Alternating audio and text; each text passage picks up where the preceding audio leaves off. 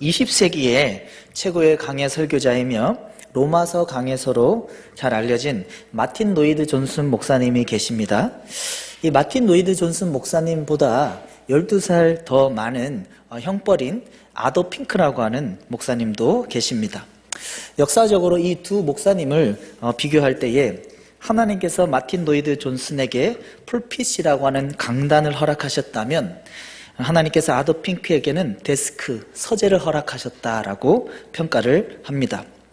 마틴 로이드 존슨 목사님이 풀핏이라고 하는 강단에서 예수 그리스도의 피 묻은 복음을 외쳤다면 아더 핑크는 서재에서 예수 그리스도의 피 묻은 복음을 기록하기에 힘썼던 목사님임을 알 수가 있습니다. 이 아더 핑크 목사님이 서재에서 익스플로멘털 유니온이라고 하는 동행이라고 하는 책을 썼습니다. 이 동행이라고 하는 책에서 그리스도인과 하나님과의 친밀함에 대해서 기록을 해나가고 있습니다. 이 아더 핑크 목사님이 이렇게 기록을 하셨습니다. 진흙탕에서 꿈틀거리는 벌레 같은 죄인인 우리들이지만 예수님과 인격적인 친구의 관계를 맺고 교제할 수 있다는 사실은 그저 동떨어진 것처럼 들릴 수 있습니다. 하지만 이것은 사실입니다. 우리는 진흙탕에서 꿈틀거리며 뒹구는 것 같은 벌레 같은 죄인입니다. 그런 존재입니다. 하지만 이 아더 핑크 목사님이 기록하기를 예수님과 인격적인 교제를 그럼에도 불구하고 나눌 수 있다라고 하는 겁니다. 그리고 강조해서 힘있게 이야기합니다. 이것은 사실입니다. 라고 말입니다.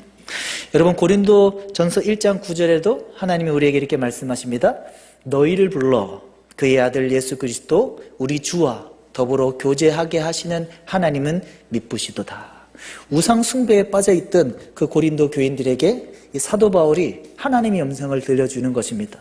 너희가 우상 숭배에 빠져있고 죄 가운데에 마치 진흙탕에 뒹구는 벌레 같은 모습이지만은 너희들은 그럼에도 불구하고 예수님과 교제할 수 있는 그 하나님의 은혜, 미쁘신 은혜 가운데에 살아가는 존재다라고 이야기를 하는 것입니다.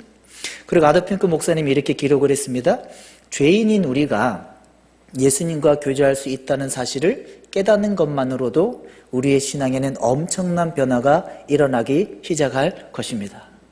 이 아더 핑크 목사님이 고린도전서 1장 9절의 말씀을 나누면서 진흙탕에 뒹구는 벌레와 같은 죄인이지만은 우리는 그럼에도 불구하고 하나님과 인격적인 교제를, 예수님과 인격적인 교제를 나눌 수 있다라고 설명을 하고 있는 것입니다. 여러분, 요한일서 1장 1절에도 사도 요한이 우리에게 무엇을 설명하고 있습니까? 태초부터 있는 생명의 말씀에 관하여는, 우리 한번 같이 한번 읽어보겠습니다. 시작. 태초부터 있는 생명의 말씀에 관하여는 우리는 들은 바요, 눈으로 본 바요, 자세히 보고 우리의 손으로 만진 바라. 태초부터 있는 그 생명의 말씀은 귀로 들을 수도 있지만은 눈으로 볼 수도 있고 손으로 만질 수도 있다. 생생하게 친밀함의 하나님의 은혜를 경험할 수 있다라고 우리에게 설명을 하고 있는 것입니다. 부디 우리 성도님들의 은혜가 신앙이 교회에 다니면서 그 하나님의 생생한 음성을 듣는 수준을 뛰어넘어서 성경 가운데의 말씀을 읽는 수준을 뛰어넘어서 눈으로 보며 손으로 만지듯이 오감으로 생생하게 살아계신 하나님의 은혜를 경험할 수 있기를 예수님의 이름으로 축복합니다. 오늘 이 하나님의 은혜를 경험할 수 있다라고 하는 것, 귀로 듣는 수준이 아니라 눈으로 보고 손으로 만질 수도 있다라고 하는 이 생생한 신앙을 여러분들에게 나누는 이유는 오늘 본문에 아브라함이 그와 같은 신앙으로 세워지기 때문에 그렇습니다.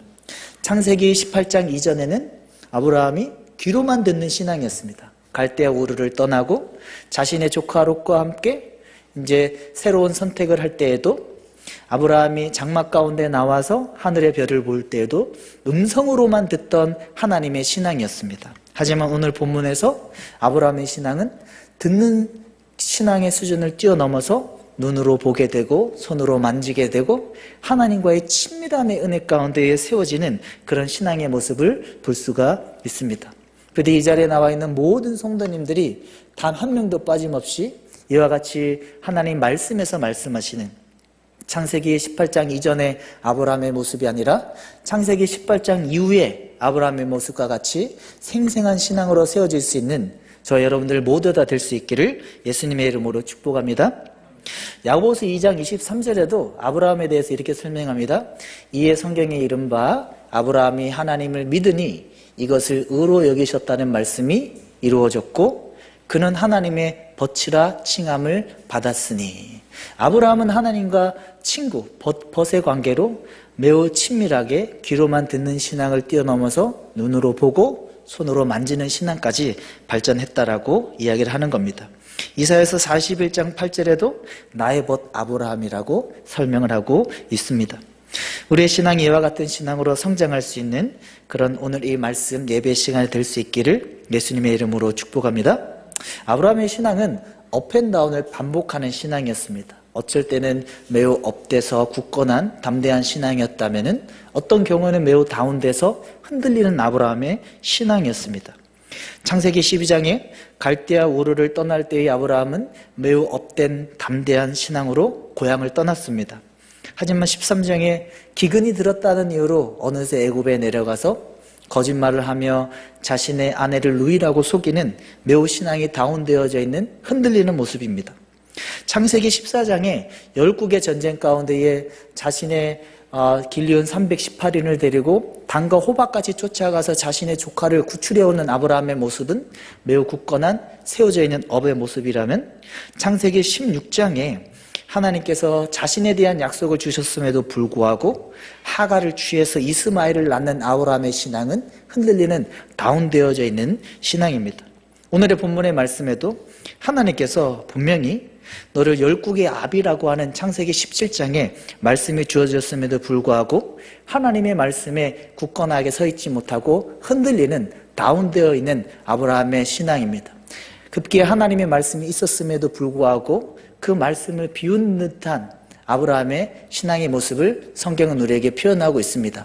창세기 17장 17절입니다. 함께 읽어보겠습니다. 아브라함이 엎드려 웃으며 이르되 100세 된 사람이 어찌 자식을 낳을까? 사라는 99세니 어찌 출산하리요? 하고, 아브라함이 이제 100세가 되었습니다. 그리고 자신의 아내가 90세가 되었습니다. 하나님께서 말씀하시면 엘샤다이의 하나님, 전능한 하나님께서 어떠한 상황 가운데에도 일해 주실 것을 믿어야 되는데 어느 순간에 흔들리는 신앙입니다. 여러분, 하나님은 우리의 신앙을 너무 잘 아십니다. 이 자리에 앉아 있지만 사람이 보기에는 우리의 신앙을 알 수 없지만 하나님은 하나님의 말씀을 내가 혹 비웃고 있는지, 아니면 내가 하나님의 말씀을 순종하지 못하지만 하나님, 내가 하나님의 말씀을 순종하고 싶습니다라고 하는 겸손한 마음인지 우리 하나님은 알고 계십니다.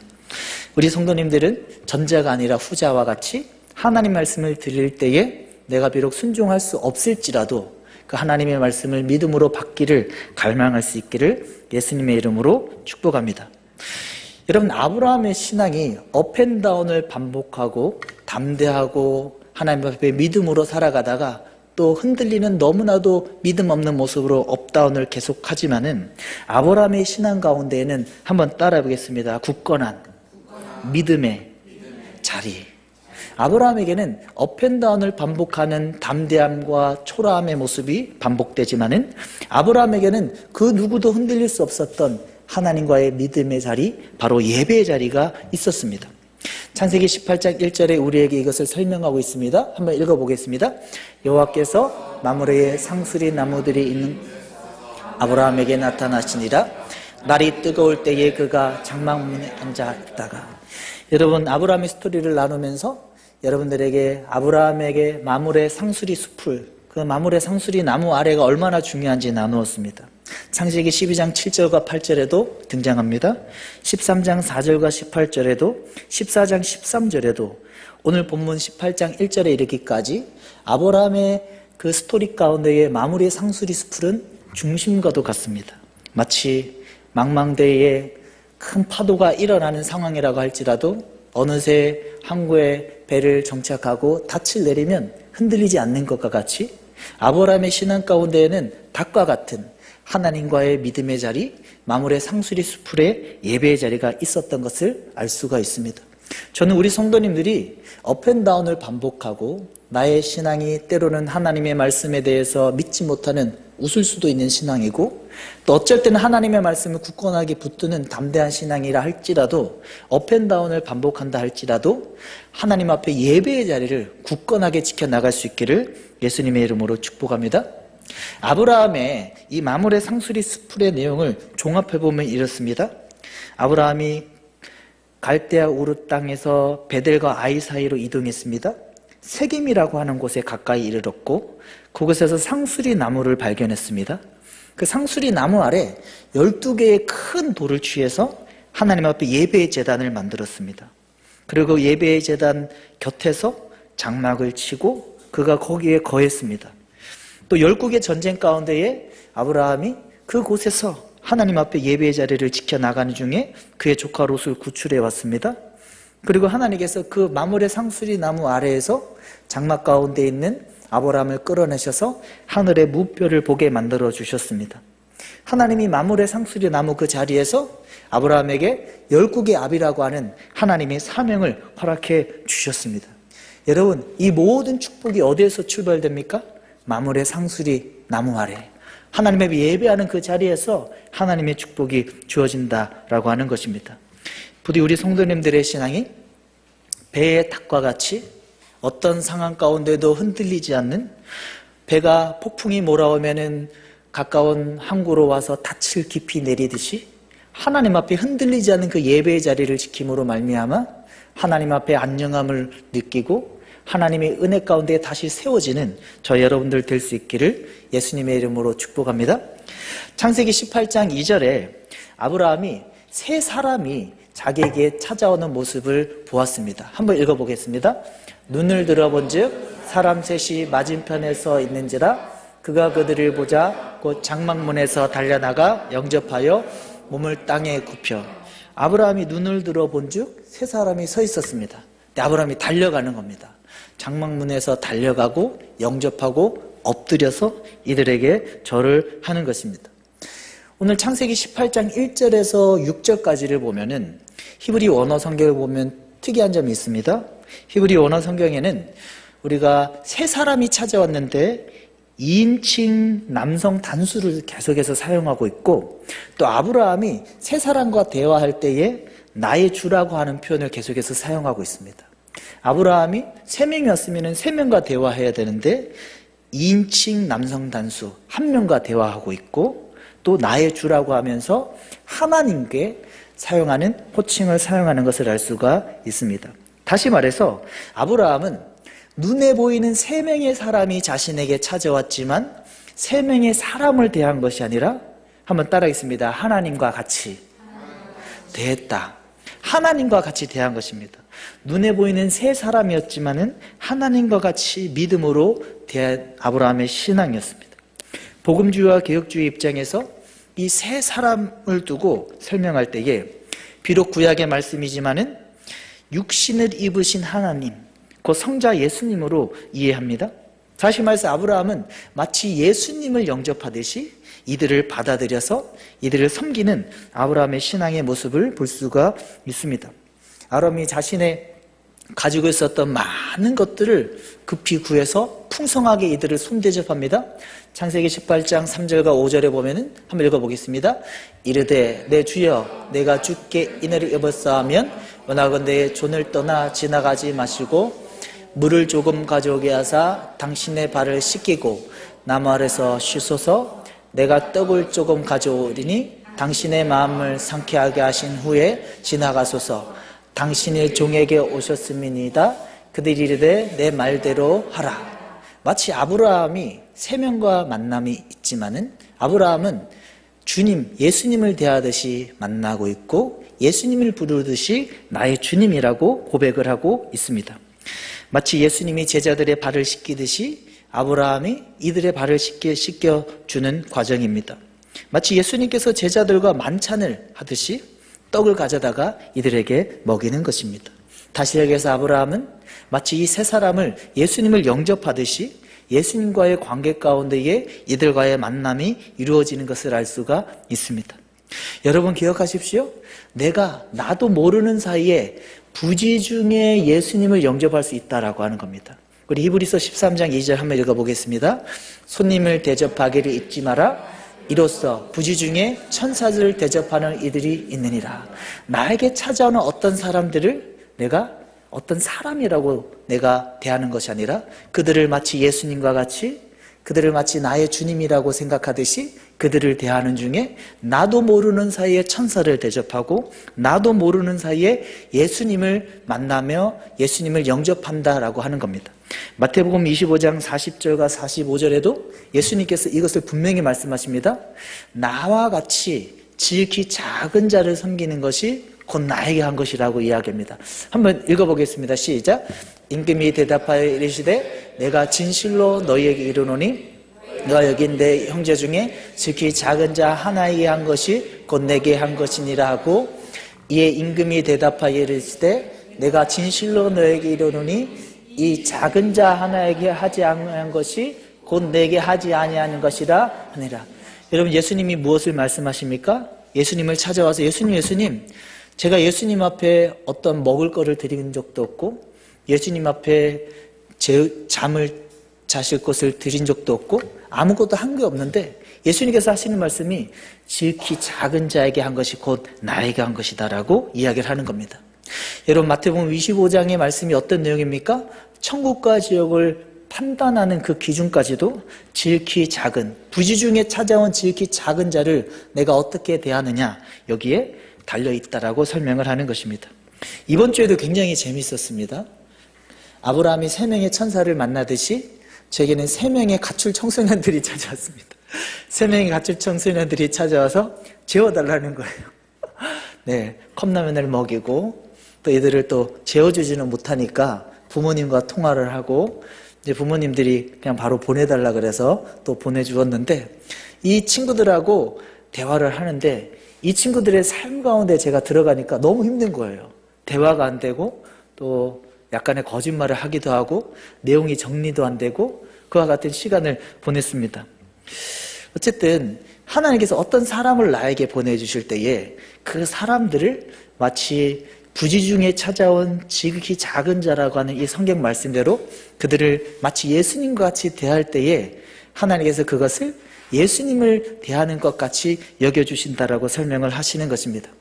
그리고 더 중요한 게 있습니다. 부지 중에 찾아온 어떤 사람들을 내가 마치 예수님과 같이 믿음으로 대하면은, 한번 따라하겠습니다. 하나님의 뜻을 알게 된다. 부지 중에 찾아온 어떤 그런 사람들을 지극히 작은 자들을 내가 예수님과 같이 대하면은 하나님의 뜻을 알게 된다라고 하는 겁니다. 창세기 18장 10절에 아브라함이 이 찾아온 3명을 예수님과 같이 대한 이후에 어떻게 됩니까? 하나님의 뜻을 알게 된 겁니다. 창세기 18장 1절에 이렇게 기록합니다. 그가 이르시되 내년 이맘때에 내가 반드시 내게로 돌아오리니 내 아내 사라에게 아들이 있으리라 하시니 사라가 그 뒤 장막문에서 들었더라. 그 하나님의 뜻을 알게 되는 것을 알 수가 있습니다. 창세기 18장 13절과 14절에도 14절 초반에 여호와께서 능치 못한 일이 있겠느냐, 마치 동정녀 마리아에게 예수님의 탄생을 알리듯이 하나님의 뜻을 알게 되는 아브라함의 모습을 볼 수가 있습니다. 여러분, 하나님께서 오늘 우리에게 그걸 말씀하십니다.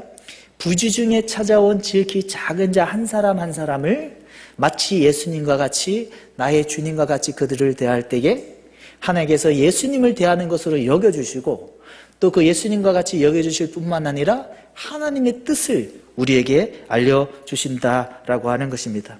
그러므로 저는 자꾸 그런 청소년들이 찾아오면은 계속 잘해주는 겁니다. 지극히 작은 자, 부지 중에 찾아오는 천사들과 같이 그들을 마음으로, 성심으로 대할 때에 하나님의 뜻을 알게 되고 하나님 안에 교회를 세워나갈 수 있기 때문에 그렇습니다. 여러분, 하나님께서 우리에게 이걸 말씀하시는 것입니다. 아더 핑크가 마틴 로이드 존슨보다 12살 더 많은 그 아더 핑크 목사님이 익스프리멘탈 유니온이라고 하는 동행이라고 하는 책에서 이렇게 기록했다고 말씀을 시작하며 나누었습니다. 진흙탕에서 꿈틀거리는 벌레 같은 죄인이지만은 예수님과 인격적인 교제를 나눌 수 있다라고 하는 겁니다. 요한일서 1장 1절의 말씀과 같이 태초부터 있었던 그 생명의 말씀을 귀로만 듣는 것이 아니라 눈으로 볼 수 있고 손으로도 만질 수 있다라고 설명을 하는 겁니다. 그리고 아더 핑크 목사님이 요한일서 4장 16절을 설명하면서 예수님과 친밀한 교제를 나눌 수 있다라고 우리에게 설명을 하는 겁니다. 요한일서 4장 16절 한번 읽어보겠습니다. 하나님이 우리를 사랑하시는 사랑을 우리가 알고 믿었노니 하나님은 사랑이시라. 사랑 안에 거하는 자는 하나님 안에 거하고 하나님도 그 안에 거하느니라. 여러분, 이 친밀함의 은혜, 진흙탕에서 꿈틀거리는 같은 벌레 같은 죄인인 우리들이 예수님과 친밀함의 친구의 관계를 경험할 수 있는 그 비결, 그리고 귀로만 듣는 신앙이 아니라 눈으로 보고 손으로 만질 수 있는 신앙으로 우리가 성장할 수 있는 그 비결은 그 사랑 안에 거하는 자, 그 지극히 작은 부지 중에 찾아온 자들을 믿음으로 대하는 그 자들에게 하나님께서 그 안에 거하게 되시고 하나님께서 그 안에서 우리와 인격적인 그런 친밀함의 은혜를 허락해 주신다라고 하는 것입니다. 여러분, 하나님께서 우리에게 이걸 말씀하셨습니다. 우리는 진흙탕에서 꿈틀거리는 벌레 같은 존재이지만 그럼에도 불구하고 하나님께서 이와 같은 은혜를 허락하신다라고 하는 겁니다. 이와 같은 은혜를 어떻게 허락하십니까? 지극히 부지 중에 찾아온 지극히 작은 자를 예수님을 대하듯 대함으로 예수님과 친밀함의 은혜를 경험하게 되고 그뿐만 아니라 하나님의 뜻을 내가 알게 되고 그 하나님의 뜻 가운데 나의 삶이 세워져 나아갈 수 있다라고 하는 겁니다. 혹시 여러분들의 삶 가운데에 부지 중에 찾아오는 지극히 작은 자들이 있습니까? 그들을 아브라함과 같이 예수님으로 대할 수 있기를 바랍니다. 요한일서 4장 16절의 말씀과 같이 그 사랑 안에 거하기 위해서 그들을 내가 하나님의 사랑으로 사랑하고 세워나갈 수 있기를 예수님의 이름으로 축복합니다. 그래서 하나님의 뜻을 알고 하나님 안에 온전한 뜻의 친밀함을 경험할 수 있는 저와 여러분들 모두 다 될 수 있기를 예수님의 이름으로 축복합니다.